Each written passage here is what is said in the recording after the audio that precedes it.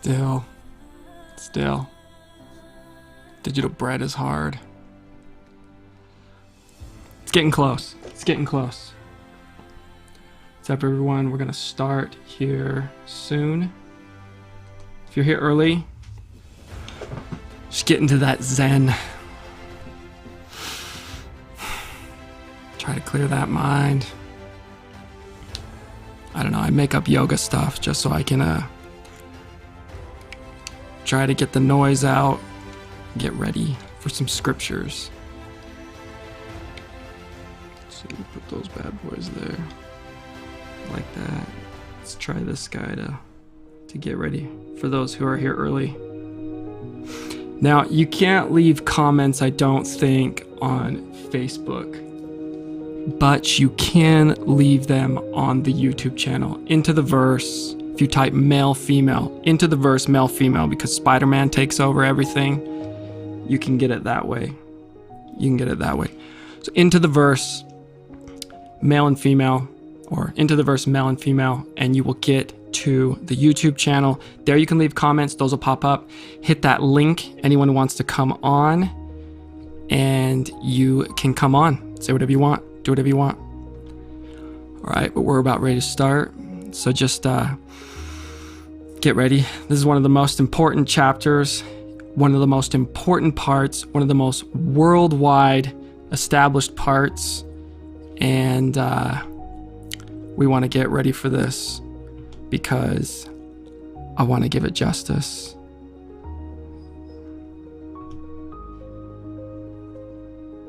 Here we go. I think that's everything.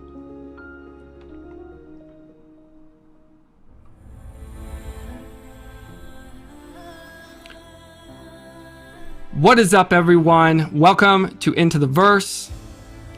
I want to make a shout out to all the old souls out there. If you are not here, I am looking for you. Come on this show. Old souls, deep scriptorians, those who love history, those who love the things that last forever. That's what this show is about. And today we have a piece of scripture so important. Jews use it as their pivotal moment in the scriptures. Christians use it as their pivotal moment. Muslims use it as their pivotal moment. You can know why Israel and Palestine are constantly at each other's throats. It's because of this part. It is just as relevant today as ever. It is the Abrahamic Covenant, which God calls the everlasting covenant. Nowadays, it's called the new and everlasting covenant. I'm going to change that to be the covenant for Abraham's posterity. You. That's what it is. And we're going to check out what it is. So, and then a bonus thing. We are going to go over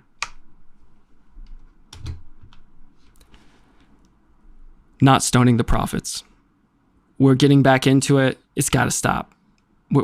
People are starting to stone the prophets, metaphorically, verbally. So we're going to go over that. But before we do, let's begin and get into the verse.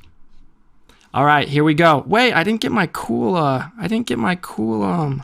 into the verse thing. Hold on, let me do this one more time, baby. There we go. Come on, I had to stay up late for that. All right, so we're going to map it out, pun intended, but just really quick. This is the Abrahamic Covenant, but I am shortening it for you, for everyone. I think we can do this in 15 to 30 minutes. I'm going to explain it, and then I've gone through and grabbed just the most important verses so you know this. If you know the Abrahamic Covenant, hold on. If you understand the Abrahamic Covenant or the covenant for Abraham's kids, if you get this, almost every other chapter in the scriptures will make sense. Almost every other chapter references this. The only more important pivotal piece in all of scripture that in my opinion, is Christ, his whole atonement. So if you get this, you have got one of two of the most important pivotal woven through the entire set of scriptures pieces. Oh, and the wife and the kids just came home. You guys got to get on here if you want. But let's get into... Oh, you can come say hi. You can come say hi if you want. He's on the camera.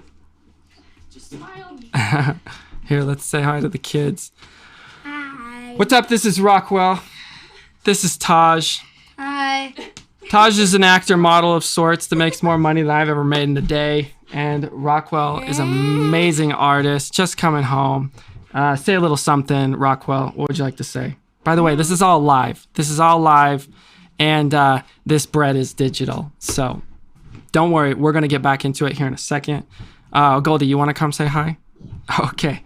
All right. She's going to come say hi. Let's say hi. And you might like this. This is cool. Okay, this is Goldie. Marigold, say hi. Hi. Okay, usually they are not in here at this time, but thanks for saying hi. All right, see you, Goldie. Okay, so back to important stuff.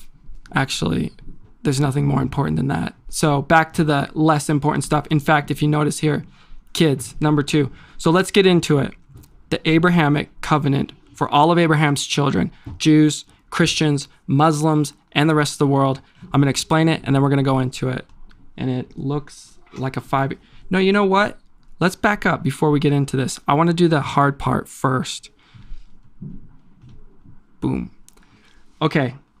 Gonna get this guy right here. All right, this is gonna be the first prophetic warning filmed by a robot camera live. We're doing something crazy awful. It's all over the scriptures. People who are leaders of religions are coming out and they are speaking about stuff. And we are stoning them on social media. We are silencing them. We are taking what they're saying and we're literally shutting them up. We're telling them to go in the corner and say sorry. It's like, hey, everyone, just got to let everyone know, the one guy who knows what the future catastrophes are, we're going to put him to shame and make him be quiet. Like, this is not what you want to do to these people. If they say something you don't like it, but let them say it. You want these people to be speaking out. You want them to be their job as a religious leader. Holland got slammed. Oaks got slammed. What's his name who just spoke got slammed? I don't even know it. Their job is to say things that everyone hates. That's their job. Said no prophet ever. No Moses, any of them. All the way up to today. You guys want to go to that party? I approve. Let's go party and let's go hang out. Let's go have a great time. Oh, speaking of party, here's my wife. You want to come on, say hi? Oh, yeah, it's okay. Your hair looks good. Your hair looks good. All right, there we are. There we are. Right here in the promised land. Doesn't it look great? All right, thanks, babe. You're beautiful.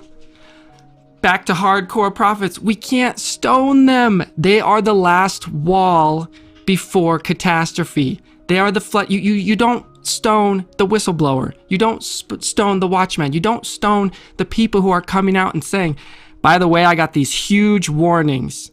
I mean, what happens when we silence them? Every single historical instance of this happened, not only in scriptures, but in secular history. When you stone the watchman, there's no one left. No warning. And civilization tends to experiment and do things that don't end well. So that's my soapbox. And it's happening. It's happening on social media. If you don't like what they say, you don't have to follow it, but you can't silence them. Let them say whatever they want. Well, it was Wilcox. Let him say whatever he wants. If you don't like it, don't listen. But when you silence them, what happens when the one person, say it's Nelson, say it's the Pope, say it's whatever religious leader, say they have a very important revelation and we have silenced them all? Of course you're not going to like it. God chastises. He tells you, look, this is how you do better. This is what you do to improve. It's not going to be comfortable, but that's how it works on a professional level. You're scrutinized, you're criticized, and you're made better. And God works on a professional level. We can't stone the prophets anymore. Verbally, on social media, let them talk. That's all I'm saying. I don't got one instance where people stoned a prophet and things ended well. And that is the biggest sign of not good stuff happening right now that I've seen anywhere. Forget the moon and the stars, and forget the eclipse, and forget all of the health stuff, pandemic stuff happening right now. None of those even close match the moment when prophets and religious leaders are silenced. Nothing. Okay? So let's go on that. Back to the Abrahamic promise. Here we go. Let's get into the verse. Here we go. All right. Go a little bit music here. Okay, so this is, let's write it on here. This right here. is the Abrahamic. Abraham.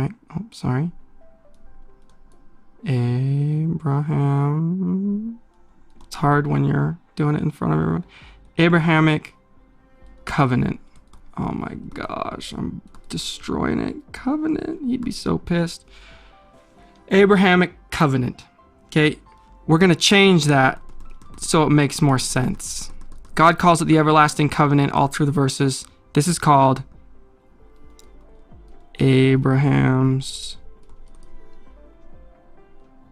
It's almost like a deal or an agreement. It's not like necessarily a promise because it's two-way.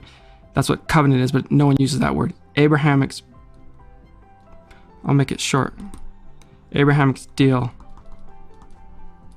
for his kids. You. All right, I'll keep it short so you know what it is. God promises him land, kids, he said seed like the stars, and power. All right, if someone comes and promises you land, seed, and power, what are you going to say? You're a nut job.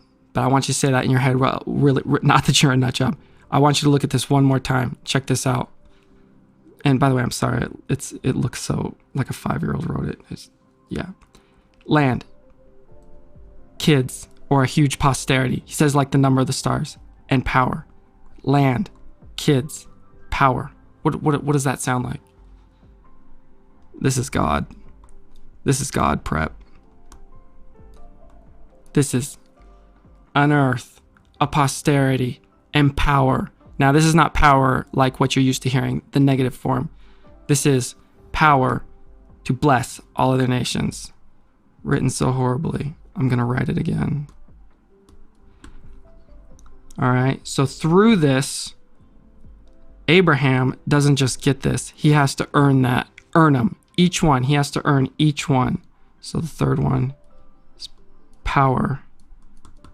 But not just power. And this is where you come in. You come in on the seed. The seed like the stars, and you come on the land.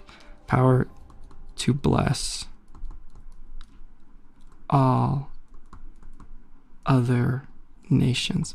By the way, while I'm thinking about it, this is not just Abraham's, and even says this. So let me get a nice Sarah color. He says Abraham is going to be the father of this promise, the father of many nations, Jewish, Christian, most of the world, Muslim. But he also says Sarah is also going to be the mother. So this promise is not just to Abraham. It is to Abraham's seed through Sarah and Abraham. This is a marriage promise, a children promise, which... So those are the big three things. I'm going to give you a promised land. This is where you hear the word promised land throughout all the scriptures. I'm going to give you a promise. I'm going to give you kids like the sands of the sea or like the stars. We got a shot of these stars right here. You're going to see more of those later as we zoom up. But it's got the kids, and then it's got the power to bless all the nations. And this is not just like a small power. This is not just like pass the sacrament or go do blessings. This is way beyond that. Way beyond that. We're going to read what it says, what it does. It's like superhero stuff. It's stuff so big I've not seen it anywhere other than where it says it here when Melchizedek gives it to him. Okay, he didn't just give it. He didn't just give this huge promise to Sarah and Abraham.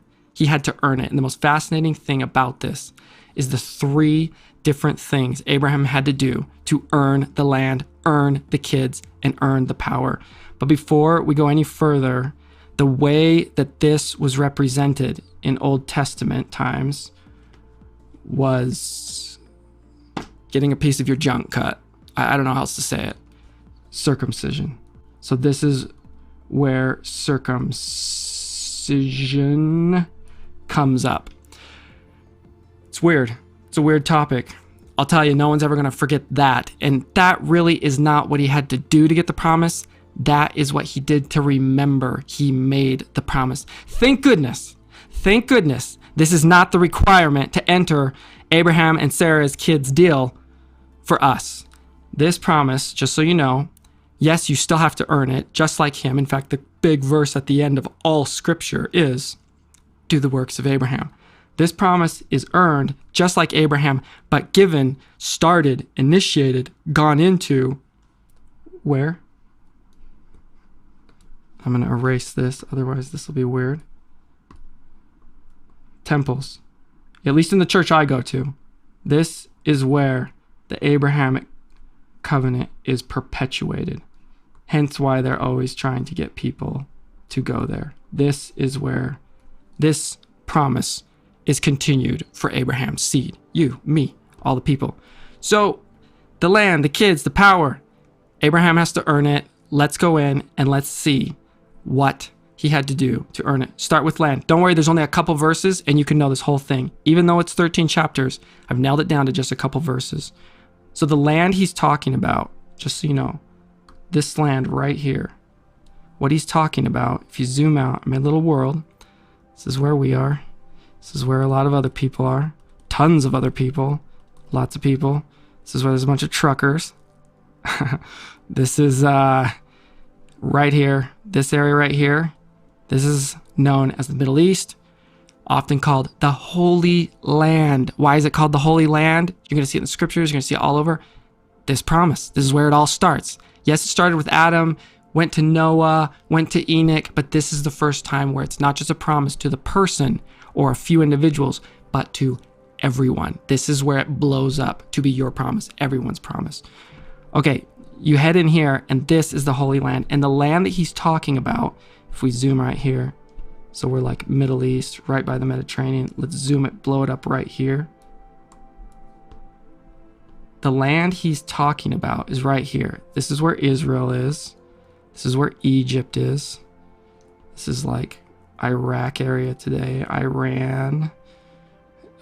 You got like Turkey. Iraq's actually up here. You got like Lebanon, I want to say right about there. Anyways, from about here to here is where well, he says from river to river. That's where we're talking about. The Holy Land promised to Abraham. This is why they're fighting over it to this day. They still think, it's mine, it's mine, it's mine, it's mine, it's mine. No. This is what they're still fighting over. This is the Holy Promised Land. All right, let's get into it. So let's start with land. Join me as we read the verses that talk about land. You'll understand this now, and you'll get it. So let's jump into them. Unto the land that I will show thee. This is God talking to Abraham as he's wandering. All right. By the way, not just wandering, he had to get out of his parents' house. This is just so you know, we got some comic books of Abraham. All right. And this here is Abraham right here. This is Abraham's naughty dad who starts to worship false gods. And basically, yeah, he's got to get out of there. They're starting to do sacrifices. This is God who saves him. He gets out of it. Interesting and ironic that this thing is what Abraham had to go through, and later on is what God asks him to do to his own son. It's insane. So yeah, he's got to get out of his house. While he's leaving, this is where we start the land, and this is where it starts the promise. Verse 7 here in chapter 12 of Genesis. And the Lord appeared unto Abram. Before he gets this promise, he has a name that isn't changed yet. It's kind of cool. Once you get this promise, you get a new name. This is like back from the beginning. Abraham, and said, unto thy seed will I give this land. Again, it's not just Abraham. I'm going to use the brown color here. This is promise. In fact, he doesn't even get everything out of this promise. Let's see. I'm going to turn on the grid. Unto thy seed. It's nice. Unto thy seed will I give this land. He's talking about the Holy Land, metaphor for way better things to come in the afterlife. And there he builded an altar unto the Lord who appeared to him. All right, let's keep going on the land ones. So this is where it starts. He promises him land, but he doesn't give it to him yet. Get ready for what Abraham has to do to earn the land. All right. Abraham had a nephew. His name was Lot. His father was also a little weird. And they went out together. He took Lot with him. And Lot likes to get in trouble. And watch what Abraham had to do. Even though Lot does not deserve it, Oh, yeah, okay, yeah. Watch what Abraham did when they get into a little spit spat over the land. Just, this is, if we could all make this choice, this is why it says, do the works of Abraham. This is how he earns his holy land. And there was a strife between the herdmen of Abraham's cattle and the herdmen of Lot's cattle. They're sharing land. I tried to make this look sort of like where they would have lived. Let me see if I can back it up a little bit. Let's see if we can get this guy a little bit backed out. All right, here we go. Thanks, robot. So this one, all right, that's supposed to be the nice stuff. Right over that mountain is some really nice pools and partying, and that's where the good stuff is. That's where all the good land is, right over there, okay? It's called Sodom and Gomorrah, by the way. It's right by the Dead Sea. That's where you want to be, right? And over here, it's much drier. It's not as much water. Hey, but you got this nice well. That's nice. It's a little dry. You got a tree. Definitely harder and more barren to live over here. Lot and Abraham are looking at this land. They're having a scuffle. Their stuff is getting in the way of their animals. And this is what he does, all right? And Abraham said unto Lot, maybe I could show you the scripture. And Abraham said unto Lot, let there be no strife, I pray thee, between me and thee, and between my herdmen and thy herdmen, for we be brethren. It's the gangster verse. We be brethren. Is not the whole land before thee? All right. It's not the whole land before thee. It's funny, there have been people who have tried to solve the Israeli-Palestinian crisis, and they come out there and they're like, you guys got a lot of desert right to the east that no one lives. Does anyone want to just shift some of their people right? Ow, stop throwing the rocks. Ow, stop. Like, it's so easy to fix this. But yeah, you would think. Not so easy. Anyways, he says, look, we've got the whole land between us. I pray thee from me, if thou wilt take the left hand, then I will go to the right. Or if thou depart to the right hand, then I will go to the left. Basically says you can have whatever you want. We're in Genesis 12 at the very beginning of this. The reason I put blue right here is because this is the applicable part. This is the do part. This is what we follow part. You trace what's going on, you trace what's happening, and this is how you apply it. This is how you turn the scriptures into what they're supposed to be. A map. They're not a book, they're a map. And yet they're not a map just to read. They're a map for you to chart a course. All right, so that's why we always put the blue for those who are new. All right, so he says, you get to choose. You can have the left or the right. All right, and Lot lifted up his eyes and beheld all the plain of Jordan. That's what I was showing you with those nice, with the nice palms. And it was well watered everywhere before the Lord destroyed Sodom and Gomorrah. It's giving a hint. By the way, people were getting pissed at me, saying I wasn't a world traveler. And I couldn't know these things about scriptures or other people. They were saying the only place I'd ever visited was Epcot. And that's so funny because by the age of 14, I'd been all over the world. Thank you, Daddy. He sent me all over the world.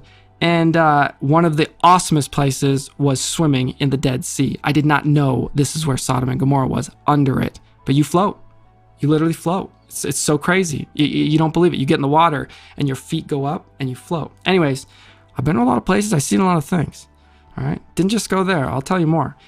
Usually you don't lead with where you've been though, but people are saying, I don't know what I'm talking about because I don't have a global enough view on the different cultures and people. Oh, tell me. My view is because of the different cultures and people that I've seen.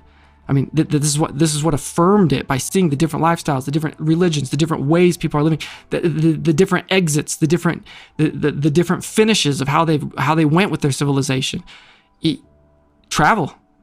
It'll only bring you grounded right back to the scriptures, right back to the things that work.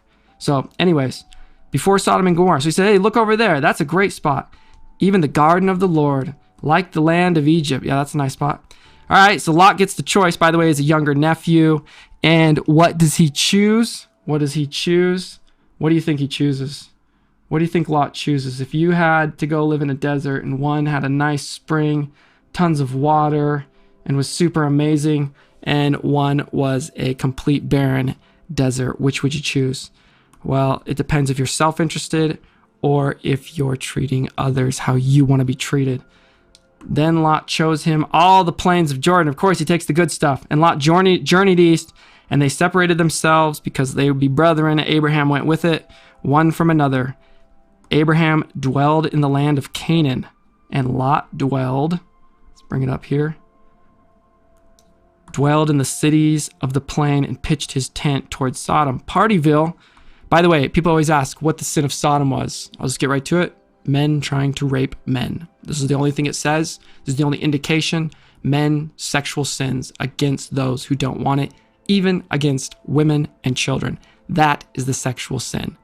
Forced sexual whatever. Right? Abraham goes on and says, hey, I know they're not doing the right thing there, but would you save this for if there's 50 righteous people? God says yes. Would you save this if there's 40 righteous people and so on? God says yes. He gets them all the way down to 10 people and God still says yes. Abraham's like quaking trying to ask him and couldn't find it.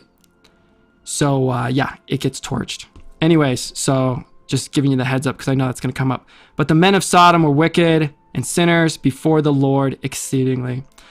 And the Lord, so this is where you just this is such a piece of how life is. Why do all the good places and the nice places got to be full of sin? Can't we just have a nice place that isn't full of sin? That's what I want. That's what I want. Show me that real estate. That's what I want. Someone comment where we can go for that. I got a nice place here though. And the Lord said unto Abraham, after that Lot was separated. So after he does this land test, look what happens. Separated from, lift up now thine eyes and look from the place where thou art northward and southward and eastward and westward. We'll come back to that little A there. For all the land which thou seest, to thee will I give it, and to thy seed forever.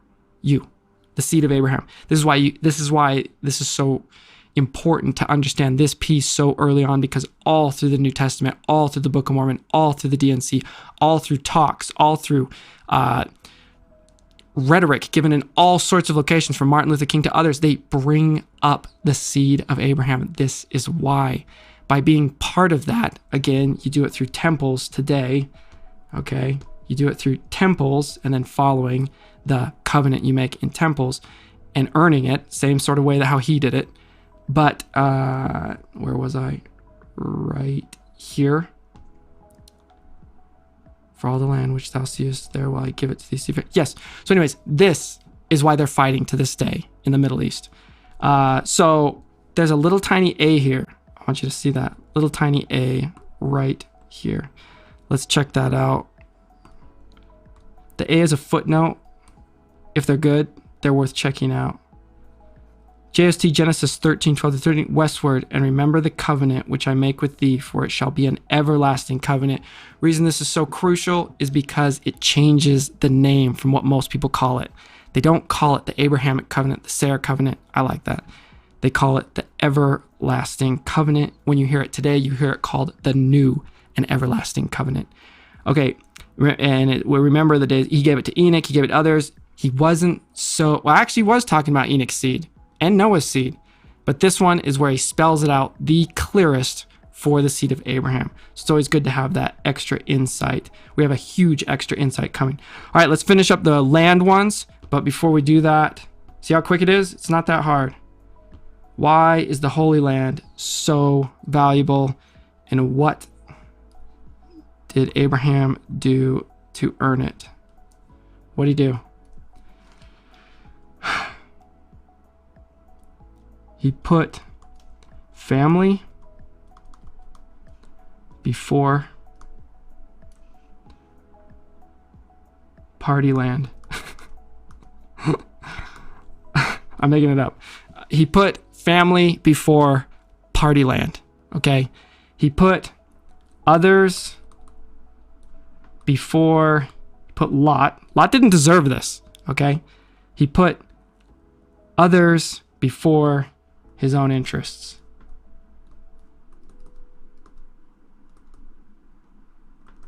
He made it work. And that's how he earned the promised land. Family before party land. By the way, Lot ends up losing. Spoiler. Lot ends up losing the land anyways. And ends up with a salty wife. Is that funny? Is that kind of funny? No, it's not funny. Okay. That's how he earns it. God promised it, but didn't give it until he saw that more important were others. More important was family than the best choice land in the world. This is good. This is application. This is why it's blue. This is why it's blue. This is how we map it. All right. What are you putting? What am I putting as the biggest priority? I got this piece of gold, beautiful thing right in front of me, and I got my family, or I got others. What am I going to do? I want the better land. I want the better piece. You have to rip every natural human instinct you have out of you and say, no, no, no, no, no. There's a greater good, and that's the works of Abraham. Okay, let's go to kids. Let's go to kids. There's much more on land. There's much more on land, but just remember, this is the land. Let's bring this close. This is the promised land. Okay, not say, if you've ever been there, you don't leave there saying, yeah, this is where I want to buy real estate and live. So I'm pretty stoked with where I live right now. I like where I'm at right now. I visited there. It's nice. It's not even close to Orange County, not even close to Alpine, Utah. So I love where I live now. And we learn later, where we live now, America is also a promised land. And this comes stronger in the Book of Mormon. But, you know, if this is what God wanted to choose for his Jewish and Muslim people for their promised land, this is what they're fighting over. I don't get it. I don't get it. There's people say there's things in the Bible they don't get. I don't get why that land looks so great. But it's the symbolism and the promise of what it's for. So anyways, that's the land. Again, land can also be a symbol for what God does in the afterlife, giving us opportunities for land, posterity, and power. I can't wait to get to power. That's my favorite one. Okay, let's go to kids, though. Kids. This is a famous one. This is a famous one. Like the sand, like the stars. Very cool. Let's go into it right here. And I will make thy seed. All right, here we go. And I will make thy seed. And I will make thy seed as the dust of the earth. He says this right as he gives him the land, so dust makes sense, but later on it's way more beautiful. So that if a man can number the dust of the earth, then shall the seed also be numbered. This is it. This is happening. This is the Muslims. This is most of the people living in the Middle East, the Arabs. This is through Hagar, who you're going to see in Ishmael. This is the Jewish people. This who comes through the 12 tribes of Israel. This is the Christian people that deflect from them and become the lost tribes and the Gentiles. This is almost everyone, and it's been mixed almost everywhere. So he really has become a father of many nations, posterity like the sands of the sea, like the stars. And being that seed gives you the blessings, not to Abraham, but to you. So this is why all through the New Testament you see them saying, "Wait, I'm the son of Abraham. This is why they always say the God of Abraham." Okay, what they're saying is, I get all those blessings. I'm one of those seeds. It transfers to me. That's why you're going to hear that so much. Again, why, if you understand this part, almost the rest of entirety of scriptures, you have the context, you have the woven thread. It's easy to understand. You don't open something, you're like, what is going on? It makes sense within this context. Let's read a couple more. And he brought him forth abroad and said, look now toward heaven, and tell the stars. Yeah, I'm going to read this, but I want you just to listen. I made a little thing with my robot. Let's see if this works. Okay, here we go. Come on, robot. Yes, I love you. When you make your own robots, they often have a lot of problems. And this one's good, showing us a lot of stars. I want you just to listen to this. Let's get that graphic off. If anyone wants to call on, you know how to do it. Hit one of those links, you'll pop right on the show. People don't like doing it, but don't worry. As the show progresses, it's going to be the main way. People coming on, talking, discussing, teaching. It's going to be great. I'm going to read this as you look at those stars. And he brought him forth abroad and said, look now toward heaven and tell the stars if thou be able to number them. And he said unto him, so shall thy seed be. Just like these beauties. It's gorgeous, isn't it? Obviously, you can't see as many of them as if it was night in my little video game world I've made. But yeah, that's you. Right? That's you. That's you. Okay? That's how valuable you are. All right? There's more. I'm going to read a couple more. You could just keep looking at that. And the angel of the Lord said unto her, this is, if you're following, 16:10. And the angel of the Lord said unto her, oh, wait, yeah, that's right. This is to Sarah. So here's where we get Sarah as part of this promise. Little flower for Sarah right here. Okay. And the angel of the Lord said unto her, I will multiply thy seed exceedingly, that it shall not be numbered for multitude. All right. Oh, I'm sorry. Yeah. Wait, is that for Sarah? Is that for Hagar? That's for Hagar. All right. So that's yeah. So let's keep going. And as for me, behold, my covenant is with thee, and thou shalt be a father of many nations. All right. And I will establish my covenant. This is 17:7. And I will establish my covenant between me and thee and thy seed after thee in their generations for an everlasting covenant, to be a God unto thee and thy seed forever after. Thou and thy seed, this is verse 9. Thou and thy seed after thee. Let me break this down right here. That was a mistake. Sorry. All right. Verse 9, thou and thy seed after thee and their generations, this is my covenant which ye shall keep between me and thy seed after thee. All right. An everlasting covenant, and I will bless her. This is the part of Sarah. The other one was Hagar. Sarah. All right, let's bring this up. This is one of the really hot button topics. Abraham has promised. Wait, I'm over here. Abraham has promised he's going to have seed like the stars. There's a problem though. He doesn't have any kids. So he talks to God and he says, whoa, is this going to be Eliezer, I think is how you say his name, my main worker guy who's from Damascus? Could it be through him? Is he the guy? Is that how I'm going to have seed like the stars? And God says no. And I'm pretty sure God doesn't even answer him right then. And Sarah comes up with the idea. Hey, look, we have our handmaid. I can't have a child. We have our handmaid Hagar. Go in unto her and have a child, and this is how we will have the posterity. It's weird. It's weird. But it's also sad not to be able to have a child. That's how the polygamy stuff starts. That's how the multiple wives thing starts. And in Jacob chapter, I believe, 27, 2 or 3, he explains, this is not okay. No girlfriends, one wife, okay? One wife. Concubines, none. That means girlfriends. Unless I command it, and for the only purpose, this is one of the few times he says why, to raise up seed. Not just any seed, believing seed. People think it's just for numbers. It's not just for numbers. It's for numbers that believe.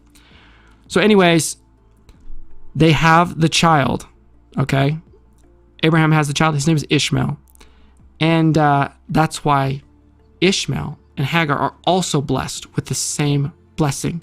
This is why we got to use we be brethren with Muslims, Christians, and Jews, and everyone else, because it's all mixed by this point. We be brethren.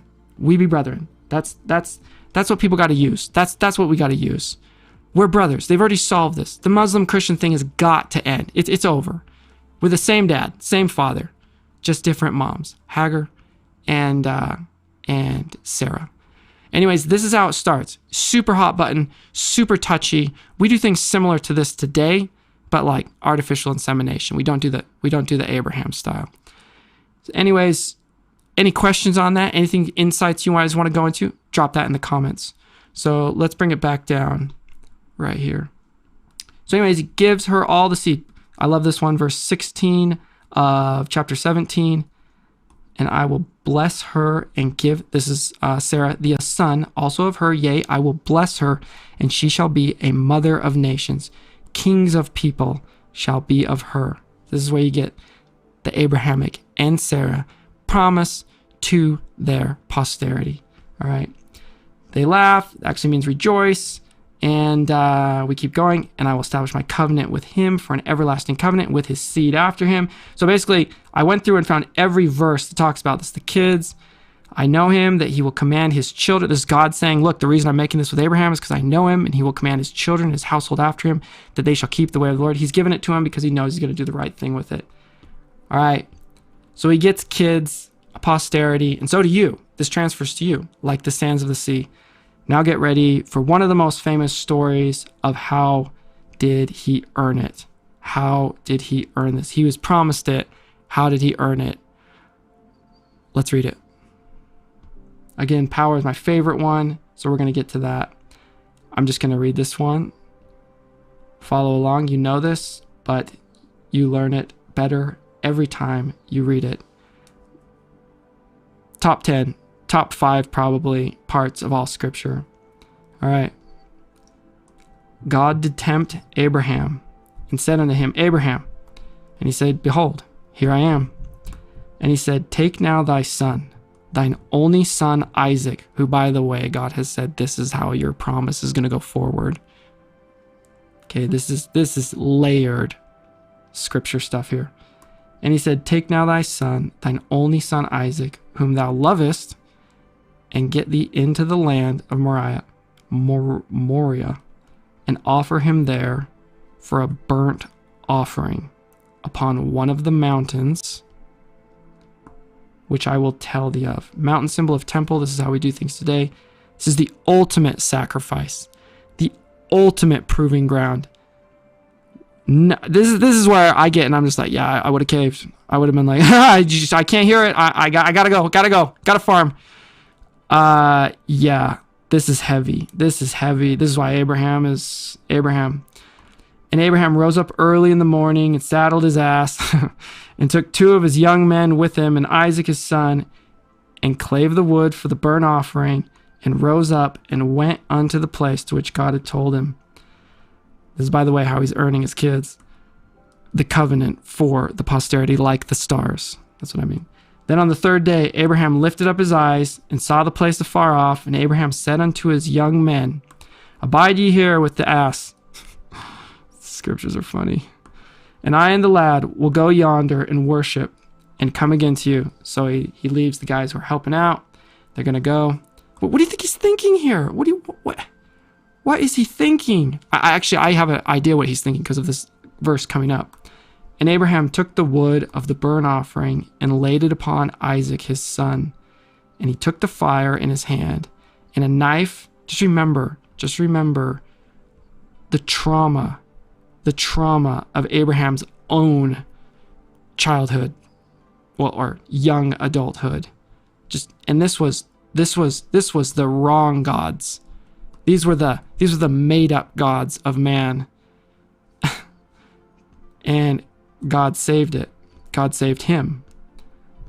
All right, let's get back to 22.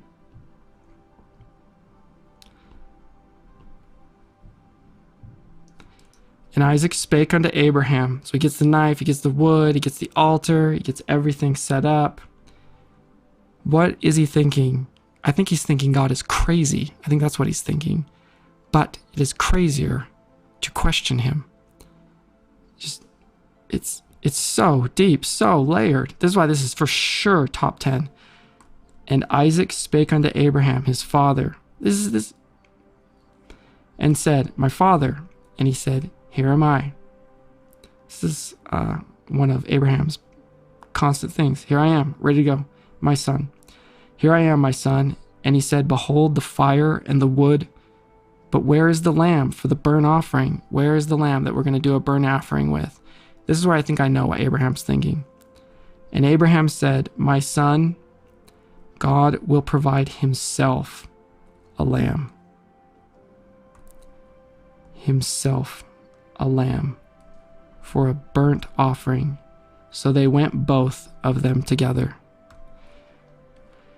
Abraham has been promised. He has been promised he will have children like the sand of the sea. He's been promised it will be through Isaac. He's been told to offer Isaac as a burnt offering, to sacrifice him. Abraham has no basis for why. None of this makes sense. None of this makes any sense. The promises are contradictory God is contradicting himself on purpose. And he says, you know what? He's promised me that I'm going to have kids like the sand of the sea. He's promised all these things are going to happen. He promised me you, my greatest treasure, Isaac. And now he's saying he wants you. It's up to him, because I can't do it. He can't do it. He throws it out. The only thing I can think is, well, I guess God then is going to provide.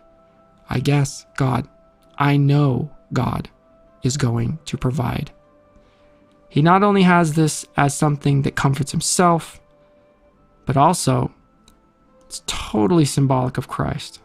Totally symbolic. Whenever I see a Christ symbol, I put a check mark by it. Totally a foreshadowing of Christ. In fact, on the mountain, the same little area. In fact, I've been to where they say, I believe it's the Dome of the Rock, where they say Abraham offered Isaac, where Muslims, Jews, Christians come together for this area. I got in trouble because I climbed up one of the stands because I was so young, and tour guide was really angry because they have these pillars and you can climb to the top of them and where they give sermons or whatever. Anyway, you don't do that at the Dome of the Rock. This is where people think he was offered. This is where Christ is offered later on. So huge, huge symbolism. But what happens? Thankfully, this is not a sad story, and thankfully he ends up with kids like the sand and the stars. And they came to the place which God had told him of. And Abraham built an altar there. He's so faithful. He's so obedient. He gives up parties. This is why it always says, you make it to the top, you're sitting in a room with Abraham, Isaac, and Jacob, and Sarah. Laid the wood in order, and bound Isaac his son, and laid him on the altar upon the wood. And Abraham stretched forth his hand, and took the knife to slay his son. What the? What? And the angel, thank you, whoa, thank you. Thank you. If it would have ended different, I'm pretty sure I would not be a Bible guy. If this would have gone different, I'm pretty sure I'd have been like, God, it didn't. God knew what he was doing. And he said, so an angel pops out. By the way, remember at the very beginning of this, God did tempt Abraham. We're in a school. We're in a school right now, a God school, okay? And you get curveballs thrown at you. I don't think any of them will be this crazy. Abraham is playing at the highest level, and he gets a curveball. In your life, in my life, we get curveballs thrown at us. You learn how to deal with them by these examples, by the scriptures, by help from others. But the scriptures are probably the best source I can think of how to deal with life's curveballs.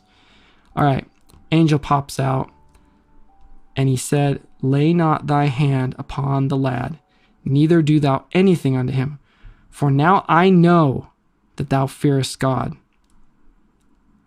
I've heard Halverson say, I think this was more for Abraham than it was for God. God knew.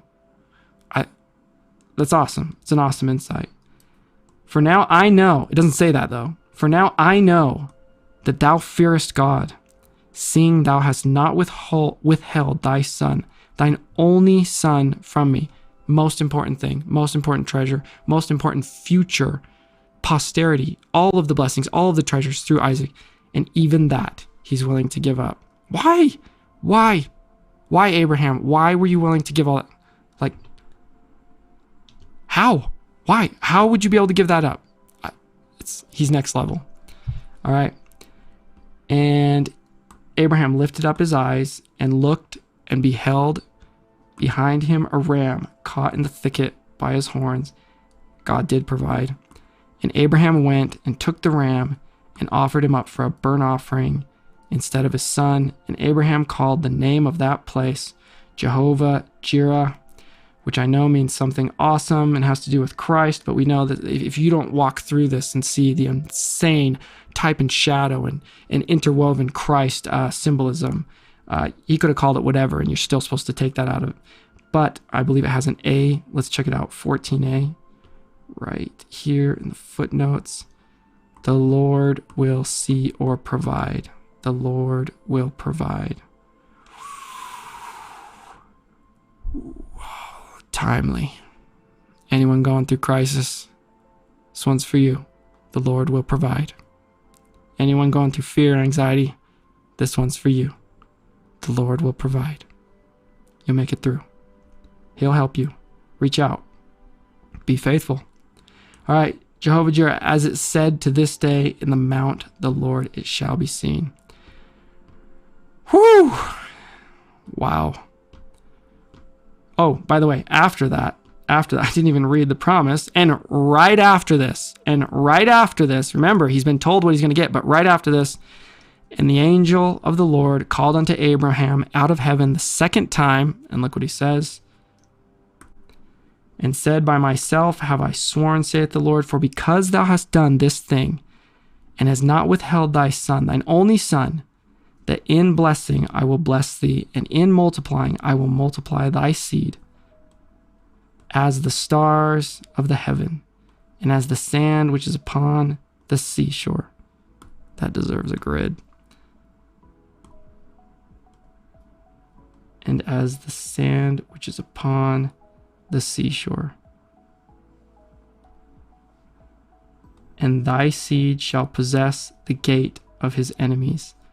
And he goes on, and this is the perfect segue to get into the next one. Power. All right, power. Now, let's go down and finish off, though. What was he doing? What was the work of Abraham he did to earn it? I'm sorry about the writing, guys. I was doing it fast and thought I was going to rewrite it, but here we go. How did he earn it? How did he earn that sand like the stars, the father and mother of many nations? Complete obedience to what? A person? To a thought? To a paradigm? To some thrust upon movement, thought school, or something? No. Complete obedience to what? To God. It's the only thing you obey. The only thing you give complete obedience to. There's no other source. He's willing to give it all. Willing to give up everything and anything for God. Like I said, this is the top tier. You can almost not even begin to compare yourself to this, or myself. This is willing to give up everything and anything for God, his own son, his promise, complete obedience. This is the top. This is the top. This is the MVP of the NFL. This is the top pro religious story other than Christ himself, which Heavenly Father does. So yeah, it's heavy, it's hard, but this is why I became the father of many nations, the mother of many nations. Let's go now to the power verse. This one is the last thing. He's going to give him land, kids, power. This is God's school. Here we go. Let's start with the verses in actually the book of Abraham. Behold, and stick with me. We're almost there. We're almost done. This is the last one. I know this is a little bit boring, but you understand this.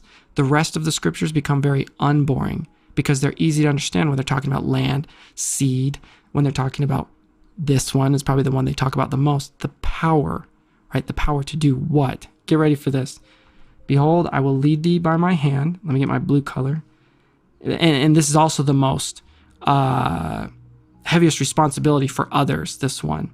The other one is kids and land. You just get it and take care of it.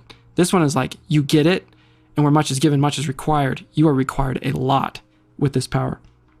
I will take thee and put on thee my name. Wrong color. Let's do the one. Let's put a grid on. I will take thee to put on thee my name, even the priesthood. This is what the power is called, of thy father, and the power shall be over thee. At this point, not everyone got this. This wasn't like disseminated to a lot of people. Remember that from Abraham on that happens. But before then, it was given to select kings, select people, and they were sort of the torchbearer for this power. It wasn't disseminated wide.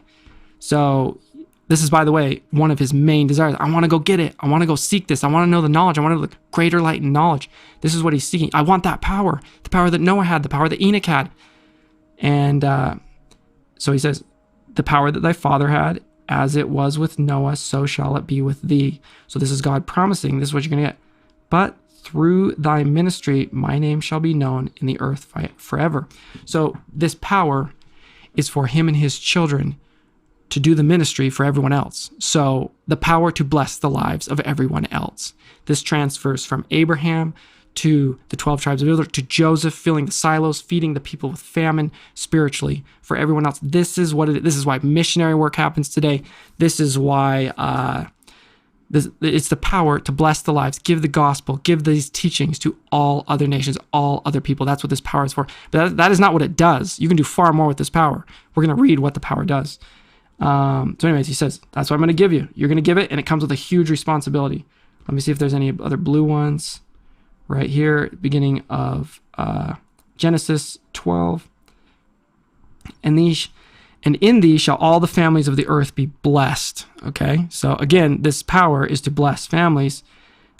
There is a really important verse, though, that I want to get to. And it's right here. Okay, it's these ones right here. This is where you learn the third part of this Abrahamic covenant, right here, these ones. Let's read through them and then see that little guy right there.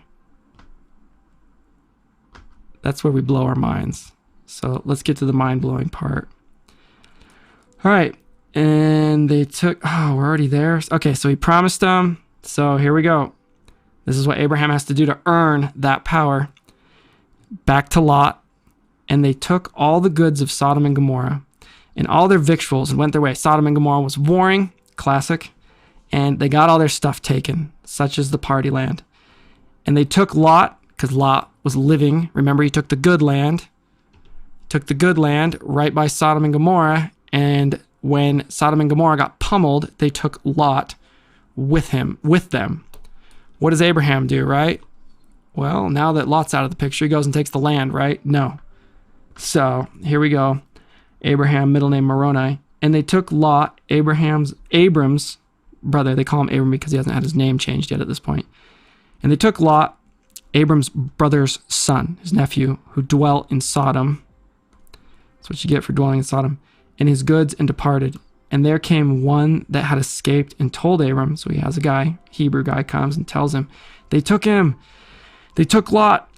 And when Abraham heard that his brother was taken captive, he armed his trained servants, born in his own house, 318, and pursued them unto Dan.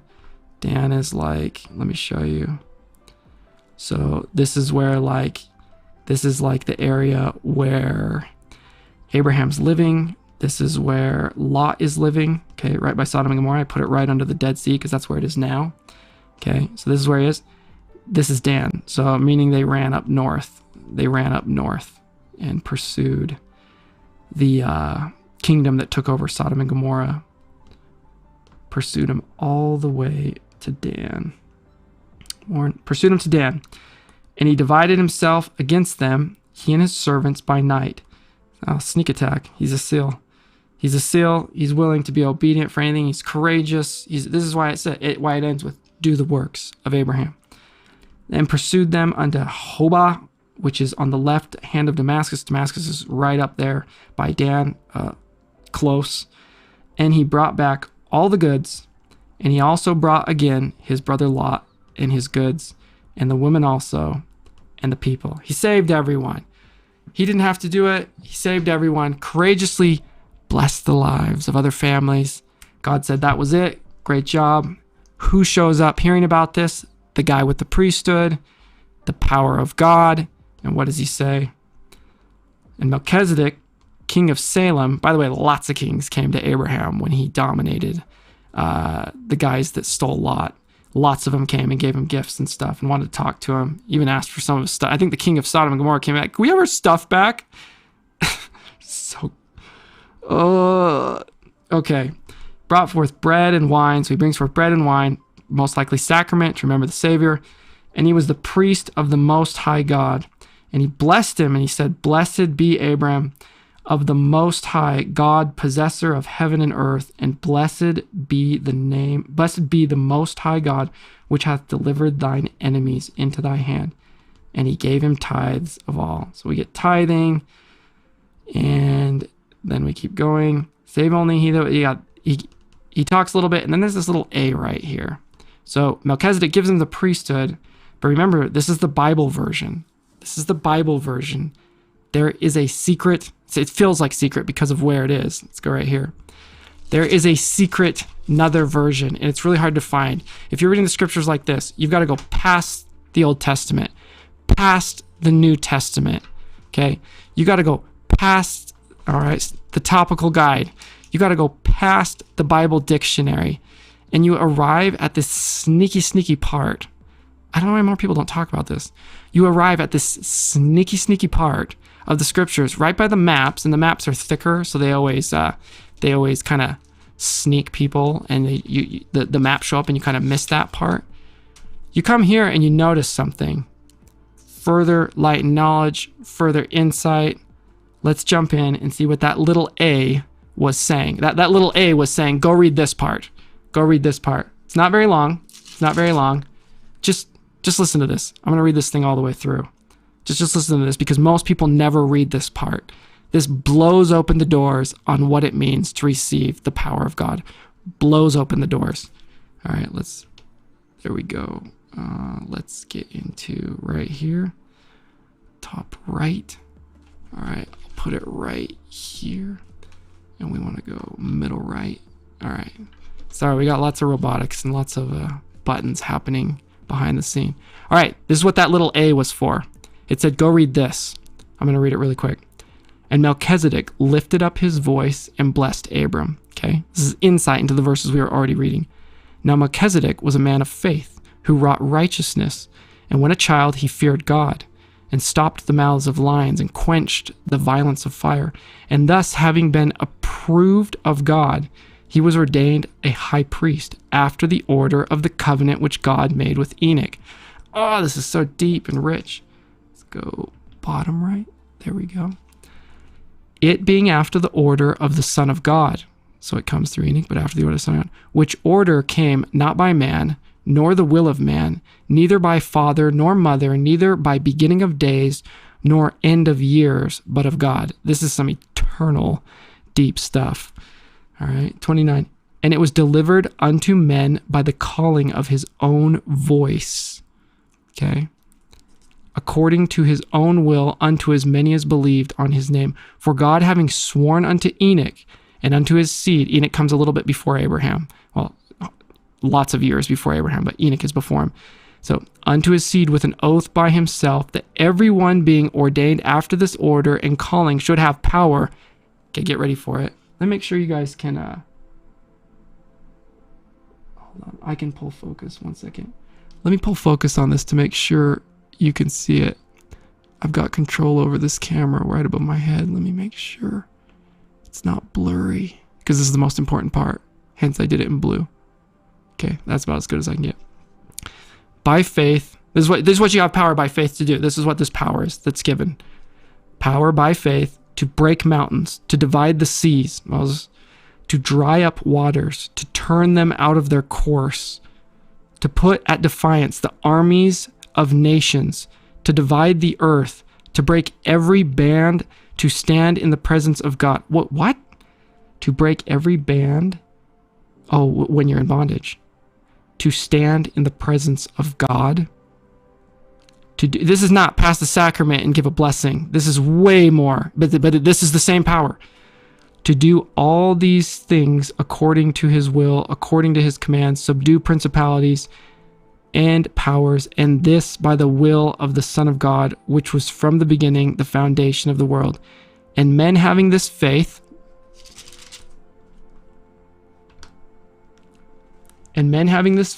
unto this order of God were translated and taken up into heaven. And now Melchizedek was a priest of this order, therefore he obtained I'm only reading this because no one ever reads it. He obtained peace in Salem and was called the Prince of Peace. And his people wrought righteousness and obtained heaven and sought for the city of Enoch, which God had before taken, separating it from the earth, having reserved it unto the latter days. This is one of the great prophecies. Most people think it's doom and gloom latter days. No. Way more positive, way more truth and righteousness flooding the earth, way good stuff happening at the end of days. This is one of the great ones. People of Enoch coming back. Or the end of the world. Oh, thanks. The latter days clarifying, or the end of the world. And hath said and sworn with an oath that the heavens and the earth should come together, and the sons of God should be tried so as by fire. And this Melchizedek, having thus established righteousness, was called the King of Heaven by his people, or in other words, the King of Peace. And he lifted up his voice, and he blessed Abram. Look at the amount, the wealth of insight we gain just from this one verse blowing up into this extra sneaky part that we're reading. Being the high priest and the keeper of the storehouse of God, him who God had appointed to receive tithes for the poor. So one of the powers is you got to take care of the poor. But Abraham gets it. Abraham gets what he wanted from the beginning, from his youth. He gets the priesthood. Let's read the last verses just so you've got them in that mind. Wherefore Abram paid unto him tithes, all that he had, and all the riches which he possessed, which God had given him, more than that which he had need. And it came to pass that God blessed Abram, and gave unto him riches, and honor, and land, and everlasting possession, according to the covenant which he had made, and according to the blessings wherewith Melchizedek had blessed him. Amazing. Amazing insight. So, did we read? Yeah, we read. We got it. That's it. That's it. You did it. We did it. Let me bring this in. We did it. You got it. Now let's just fill it in. The last one. The last one. Let's go right here. All right. Land, kids, power. Earn it. He earned the land by putting family before party land. Here in the kids, the seed like the stars, by complete obedience to God, willing to give up everything. How did he earn this great power to divide mountains, to stop any armies, to break bands, to be in the presence of God? How did he earn it? I'm going to write this in blue.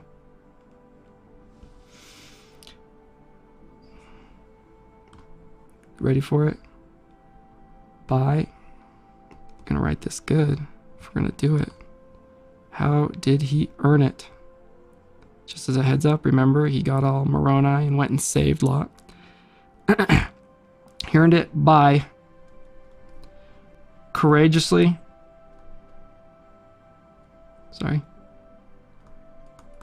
By courageously, bravely,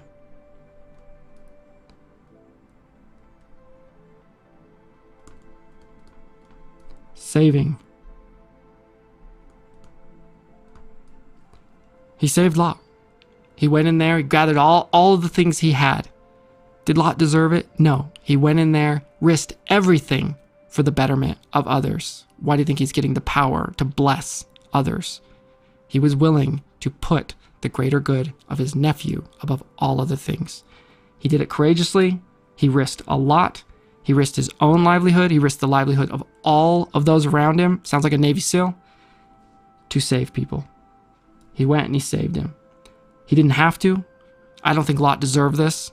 Lot had been selfish. Even if they don't deserve it, let's add that.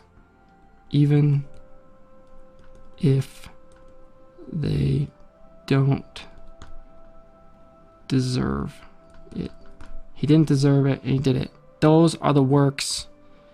These are the works in 138, D&C 138, that he says, works of Abraham. In here is where you're promised this stuff. It's where you make that covenant. But in here, your daily life, okay, I already got a map. Let's go over here. Oh, you're not going to let me zoom out? That's as far as I can zoom out. But here is where you earn it. Here is where you earn it. This is where you do this. What earns it? By doing the works of Abraham. That's it. There's no more to say. Stoning the prophets is not the works of Abraham. Going in and saving people that don't deserve it, that's the work of Abraham. Risking for the betterment of others. Complete obedience to God. All right? Willing to give up anything for God. Putting family before party land. Others before others before your own self-interest. That's how we got the land. That's it, baby. That's it. It's a beautiful chapter. Like the stars, this is where you're at. All those promises that Abraham said are just as much yours as they are his. That's what you're going to read about for the rest of it. Are you going to be a seed of Abraham, which is a son of God, a daughter of God? That's what you want to be. That's what I want to be. So let's end this here. Thanks for joining us today on Into the Verse. Let's see if Robot will work out. I hope you liked the land. I'm going to get better at this. First time we got some. It turned off. You can see some of the tech behind it. Anyways. Oh, there it is. Come on, Bread. There you are. Oh, look how good I am. Look how good it's working. That looks great. Oh, and look how good my head is looking. I'm dropping. Things are falling apart. So I will see you guys. next time on Into the Verse.